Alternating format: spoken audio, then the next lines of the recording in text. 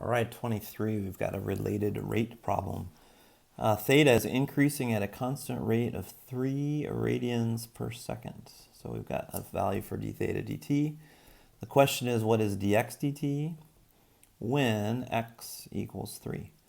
So the key idea is relating x and theta in this picture.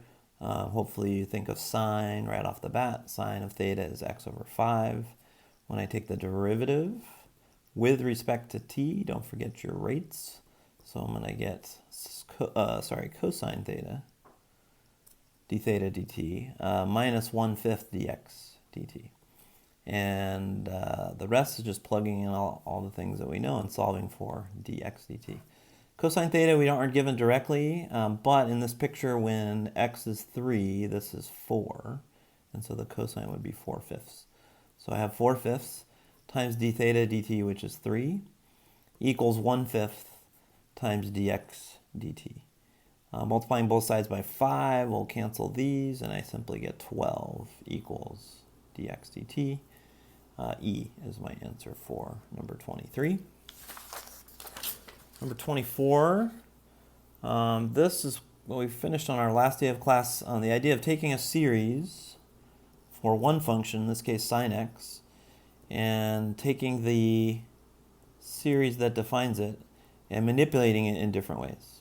And so the first thing they want you to think about is what would sine of x squared look like? And that's going to be the derivative of some function that we're ultimately going to look at. But sine of x squared is simply x squared plugged into x into this function, which would be the same as plugging into x in every single term. So it's going to be x squared minus x squared to the third, which is x to the sixth. And I'll go one more term even though we don't need to. This is going to be x to the 10th over 5 factorial.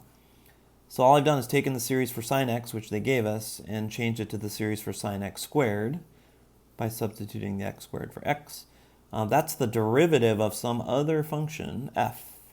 And this actual question is about what would f look like?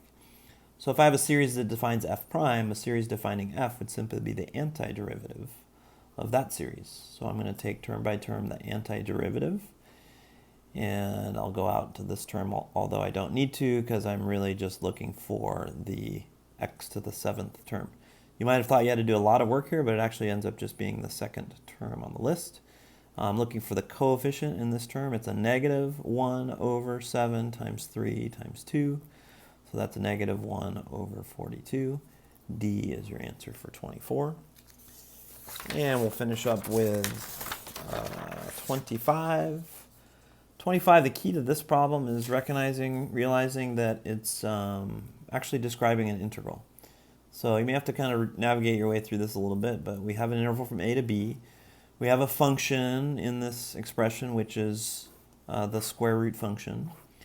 We're starting at a and stopping at b. This is just a long list of subintervals, and the delta x is the space between them. And so it's the idea of basically cutting this up into a whole bunch of rectangles.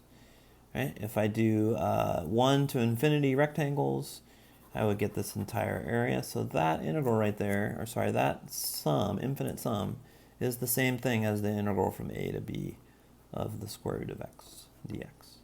Now, once you recognize that, it's an easy problem, but that's the key, is to realize that this expression is this integral.